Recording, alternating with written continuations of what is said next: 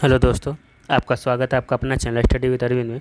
आज हम इस वीडियो में बात करें रेलवे प्लेटफॉर्म का जो रुक्मणी प्रकाशन का 2500 क्वेश्चंस का साइंस का सेट आया हुआ है। उसमें से आज हम सेट नंबर 63 देखेंगे, यानी 63 नंबर देखेंगे, जो 16/10/2018 को शिफ्ट नंबर 1 का पूछा गया क्वेश्चन है।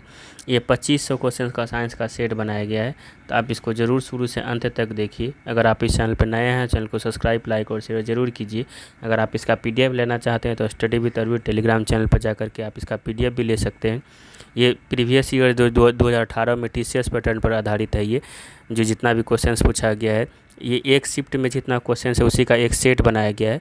तो आप ज़रूर इसको शुरू से अंत तक देखिए। अगर आप इससे पहले वाला वीडियो नहीं देखे हैं तो इस चैनल पर जा कर के आप सारा वीडियो देख सकते हैं, क्योंकि इसको देखने के बाद आपका साइंस बहुत ठीक हो जाएगा। क्योंकि बहुत सारा ऐसा क्वेश्चन है जो बार बार रिपीट किया हुआ क्वेश्चन है, 5 से 6 बार रिपीट किया हुआ क्वेश्चन है, ज़रूर देखिए। और ये TCS का क्वेश्चन है, ये आपका आने वाला एग्जाम्स में बहुत अधिक फ़ायदा पहुँचाएगा। चलिए स्टार्ट करते हैं। आज का सेट नंबर 63 का आज पहला क्वेश्चन होगा हमारा।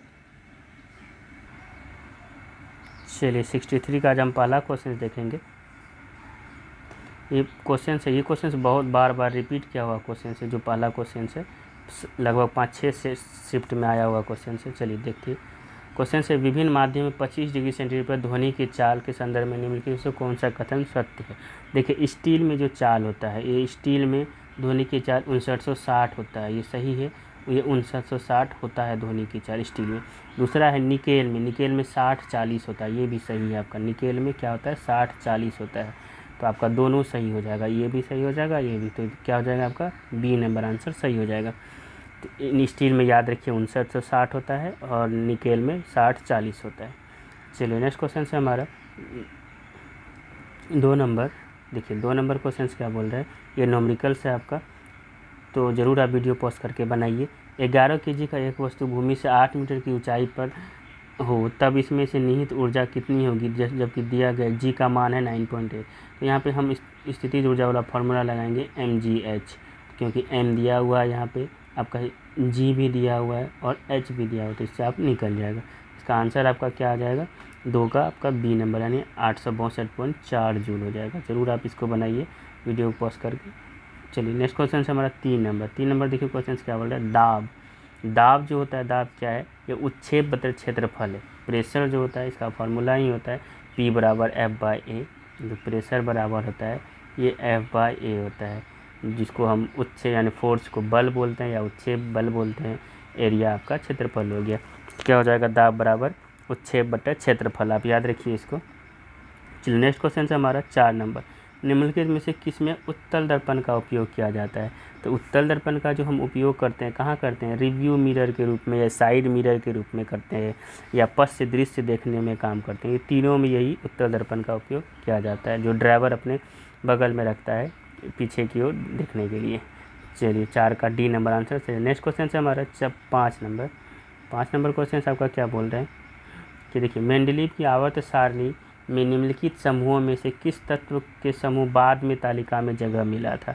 तो किसको मिला था, तो स्कैंडियम, गैलियम और जर्मेनियम, जिसको हम इका बोलते हैं। इका एल्युमिनियम गैलियम बोलते हैं, इका सिलिकॉन जर्मेनियम बोलते हैं, इका बोरॉन को हम जर्मेनियम बोलते हैं। इस तरह का जो जगह दिया गया यही तीनों है, क्या है, स्कैंडियम, गैलियम और जर्मेनियम। आपका तीनों को जो है बाद में जगह मिला था। चलिए नेक्स्ट क्वेश्चन, इका का मतलब होता है नेक्स्ट वाला। चलिए नेक्स्ट क्वेश्चन है हमारा 6 नंबर क्वेश्चन क्या, CaO का सूत्र इकाई क्या होता है। देखिए द्रव्यमान सूत्र इकाई पूछा है, तो 6 का 56 हो जाएगा। देखिए कैल्शियम का कितना होता है, 20 दूनी 40, ऑक्सीजन का कितना 8 दूनी 16, दोनों को 8 कीजिएगा तो कितना आ जाएगा, 56 आ जाएगा। द्रव्यमान पूछ रहा है वो। चलिए नेक्स्ट क्वेश्चन है हमारा 7 नंबर क्वेश्चन। देखिए क्या बोल रहा है कि किसी वस्तु द्वारा कार्य करने की क्षमता या किसी वस्तु में निहित ऊर्जा डैश पर निर्भर करती है। तो कार्य करने वाले वस्तु की स्थिति और अवस्था पर निर्भर करती है। 7 का A नंबर आपका सही हो जाएगा। किसी वस्तु द्वारा कार्य करने की क्षमता या किसी वस्तु में निहित ऊर्जा किस पर निर्भर करती है, कार्य करने वाली स्थिति और अवस्था पर। चलिए नेक्स्ट क्वेश्चन हमारा 8 नंबर है। ब्लैक एंड वाइट फोटोग्राफी में निम्नलिखित धातुओं में से किन धातुओं के यौगिकों का उपयोग किया जाता है। ब्लैक एंड वाइट फोटोग्राफी में किसका उपयोग करते हैं, तो चांदी का करते हैं, Ag का करते हैं। आप इसको ध्यान में रखिए, किसका करते हैं, Ag का। नेक्स्ट क्वेश्चन है हमारा 9 नंबर। 9 नंबर देखिए क्या होगा। 9 नंबर क्वेश्चन क्या बोल रहा है कि शुक्रवाहिका सामान्य मार्ग के निर्माण के लिए मूत्राशय से होकर आने वाली नलिकाओं के साथ जुड़ी होती है, जिसे क्या कहा जाता है। तो इसमें क्या कर मूत्र मार्ग बोलते हैं, जो शुक्रवाहिका के साथ जुड़ा होता है उसको मूत्र मार्ग बोलते हैं। नेक्स्ट क्वेश्चन है हमारा 10 नंबर। धातु का वह गुण कौन सा है जिसके कारण उसे तार के रूप में भी ढाला जा सकता है। तो किसके तन्यता के कारण होगा, किसके कारण से तार बना सकता, तार तन्यता के कारण से। पीट पीट कर अगर चौड़ा बनाना है तो आघातवर्धनीयता के कारण से हो जाएगा। इसमें तार बनाना है तो तार तन्यता के कारण से हो जाएगा। डी नंबर इसका आंसर सही हो जाएगा। चलिए नेक्स्ट क्वेश्चन है हमारा 11 नंबर। 11 नंबर क्वेश्चन क्या है। सामान्य रूप से एक उदासीनीकरण अभिक्रिया को किस रूप में लिखा जा सकता है। उदासीनीकरण अभिक्रिया को हम क्षार प्लस अम्ल क्या हो जाएगा मिलके लवण और जल बनाता है। ये सही है आपका। उदासीनीकरण अभिक्रिया यही दिखाता है, क्षार और लवण मिलके लवण प्लस जल बनाता है। चलिए बी नंबर 11 का सही हो जाएगा, क्षार लवण और लवण जल। चलिए 11 अब 12 नंबर देखिए। 12 नंबर क्वेश्चन क्या है आपका कि ओजोन का आणविक द्रव्यमान क्या होता है। तो ओजोन का क्या होता है, O3 होता है। इसका 8 दूनी 16 16 48 हो जाएगा आपका।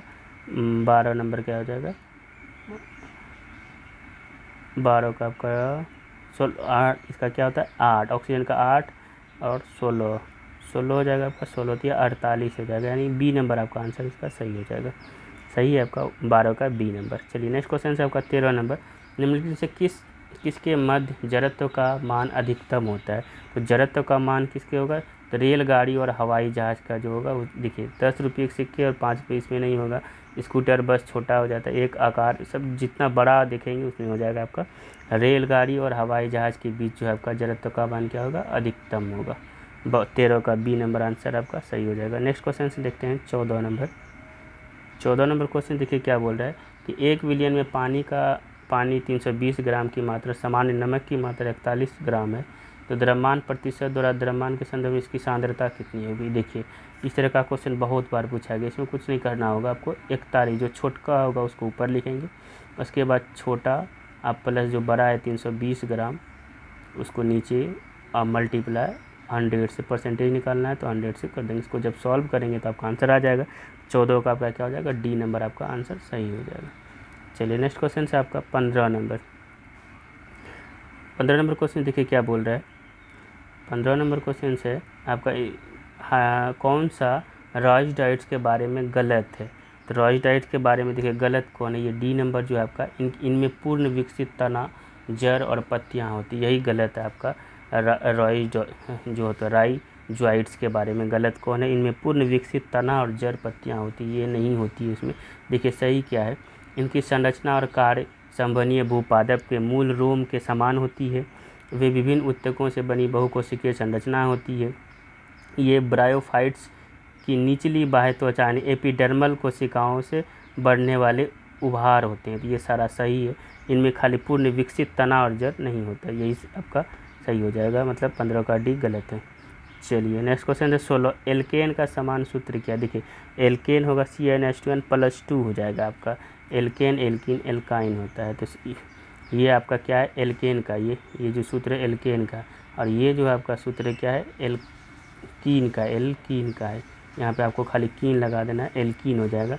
और ये जो आपका दिख रहा है यहाँ पे ए नंबर, ये एल्काइन का है, ये काइन ग्रुप का। आप याद रखिए इसको, ये क्या है काइन ग्रुप का है।